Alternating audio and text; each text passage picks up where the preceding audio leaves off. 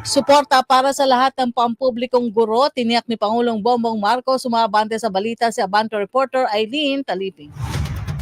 Rocky, makakaasa ang lahat ng mga pampublikong guro ng suporta hindi lamang sa pinansyal, kundi pati na sa retraining upang mas mapahusay pa ang pagtuturo sa mga estudyanteng Pilipino.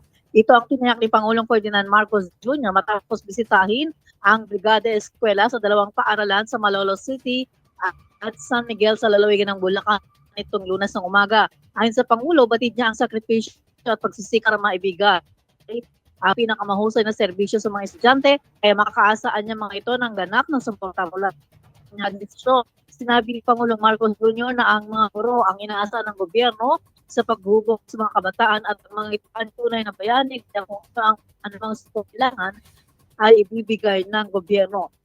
Pinasalamat ng Presidente ang lahat ng mga pampublikong guro sa patuloy na pagtuturo at paghubog sa pagkatao ng mga kabataan. Ako si Eileen Taliping, ng Abante, itong Bilis, Mabangi at 20s.